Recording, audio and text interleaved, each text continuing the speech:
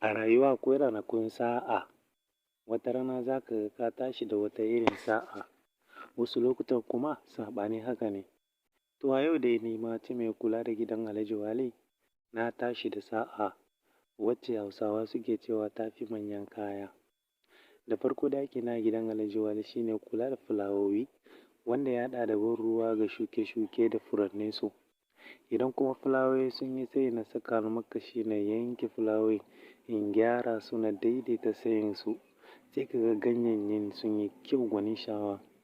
Har illa yau kuma duka cikin aikin nawa ne share-share da wankin motocin mai gida da ma dai 'yan ɗakinsu gaba ɗaya har ma da na yarinyar gidan wato yarinyar ɗaya tilo 'yar Alhaji Wali. Ni Mati kuma dai ni ne nake wanki da guga na mutanen gidan.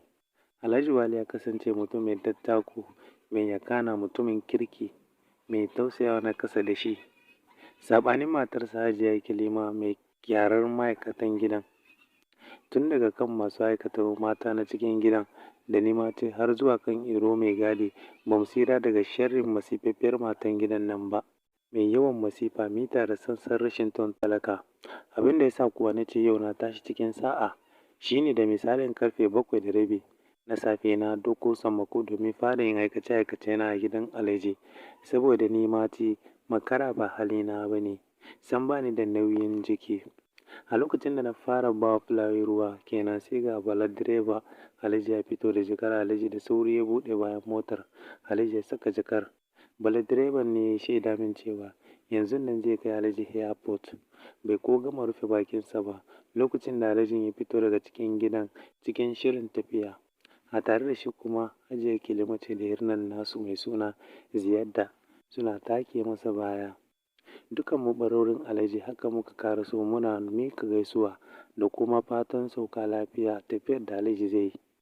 Bayan buɗewa Alhaji mota ya kame wato honors corner in ji masu jajayen kunnuwa. Ni kam bayan na miƙa tawa gaisuwar tuni na koma bakin aikina sai ji na yi Bala direba yana ƙwallo min kira. Mati, Mati, da gudu na yadda mesar ban ruwan da nake yi na nufo motar da su Alhaji suke ciki domin na san Alhaji ne zai sa kira ni. Malam Mati jiya nake jin kamar an ce an maka haihuwa ko? Alhaji Wali ya ce min tambayar basata. Kai na ɗaga masa cewa kai na ɗaga ƙasa yayin da nake durƙushe na amsa wa Alhaji da ranka ya daɗe an samu yaro namiji kuma Alhaji zai wata kwara. To ai kuwa na gode Malam Mati. Kaga kuwa tunda har na samu takwara ai kuwa ko ba kome na ba da na rago. Alhaji ya ƙarashe maganarsa cikin barkwanci kamar yadda ya saba sakar mana fuska mu barorinsa. Hajiya Kilima kuwa tana daga gefe sai dakko min arara take yi. Hankalar da ni ne hakan ne ya sa na sake sadda kai ƙasa. Da fatan uwa da yaron suna cikin ƙoshin lafiya. Tambayar Alhaji ce ta dawo da ni daga nazarin da ƙwaƙwalwata ta tafi. Ranka ya daɗe amma an sallamo su daga asibitin tun jiya. Na sake amsa wa Alhaji cewa to madalla ga wannan sai a haɗa hannun ragon sunan takwarana ko? Alhaji ya faɗa yana miƙo min rabar 'ya'yan banki 'yan 500 sabbi kar kaga 50,000 kenan ras. Sa'ar farko kenan ta wannan ranar. Haka na sake zubewa daga durƙusawan da na yi na kwanta wanwar ina zuba godiya. Shi kuwa Alhaji faɗi yake ba kome Malam Mati a kula da gida sai na dawo. Ka san a rayuwa duk kirkin mutum da kyautatawarsa tara yake bai cika 10 ba. Shi ma dai Alhajin Wali aka take duk kirkin nan nasan yana da makusa ko gibi ko kuma da ce rauni wurin kula da iyalansa. Baya biya wa Hajiya Kilima hakkin shimfiɗa yadda ya kamata. Kamar yawancin manyan 'yan kasuwa irin waɗanda ba su da lokacin kansu. Haka Alhaji yake kullum tafiye-tafiye yake. Yau shi ne ƙasar Amurka gobe yana London jibi idan ba da gaske ba sai ka je sha birnin Faransa. Kwata-kwata baya ba wa Hajiya lokacinsa sai dai ta yawa jirgi kullum yana sama tamkar tsuntsu. Da yake ka san yaya ka tauro gulmar siya. Na sha jin Surayya da Hindo 'yan aikin cikin gidan suna gulmar cewa wasu lokutan fa Hajiya Kilima takan kawo yara tana rage zafi da su idan abun ya dame ta. Ni dai ban taɓa saka musu baki ba. Ya kai dai na ji su na yi kamar ban ji kome ba. Da misalin karfe 10:30 Bala ya dawo da Hajiya Lawisa daga rakiyar da ta yi wa Alhaji zuwa airport. ita dama yadda ba ta tare da su. Tuni ta ja motarta ta bar gidan, kasancewar ta 'yar jami'a ce tana da lakca wannan safiyar. A lokacin da suka dawo ina gugar kayan da na wanke jiya. Al'adar gidan Alhaji Walid duk waɗancan matan masu yin aikatau idan suka gama ayyukansu na safe gaba ɗayansu za su tarkata ne su tafi boys quarters ko menene ake kira wannan wurin. Ma'ana dai wani keɓantaccen wuri ne na zaman ma'aikatan.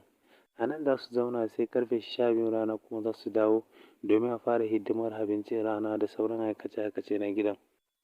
A wannan tsarin na ajiye kilima ne kuma dole ne a bi tsarin ko kuma mutum ya yi waje tun da gidan ba na ubansa ba ne. Ina kammala goge-gogen kayan su Hajiya da Ziyadda sai na ɗauko su kamar yadda na saba.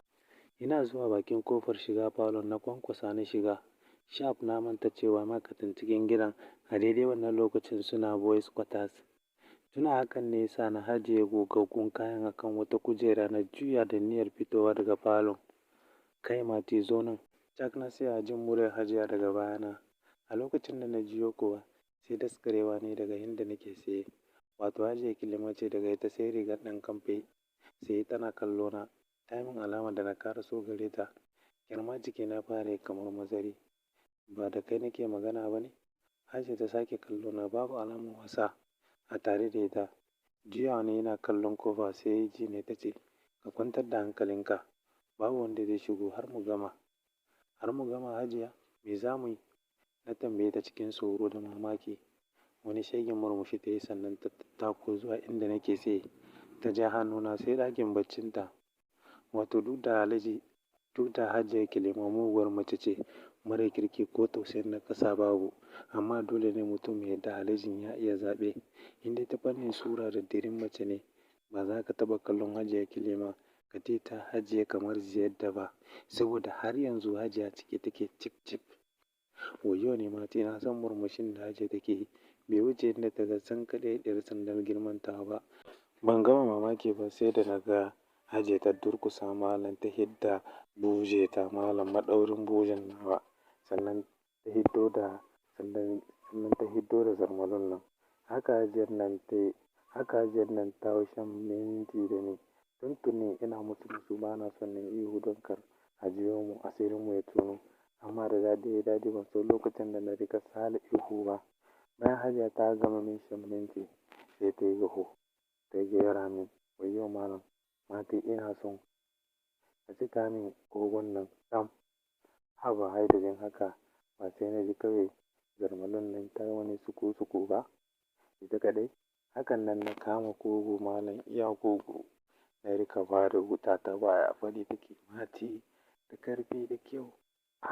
Wayyo Mati sai da na yi ruwa uku malam sai da na yi ruwa uku na kawo na ƙara kawowa.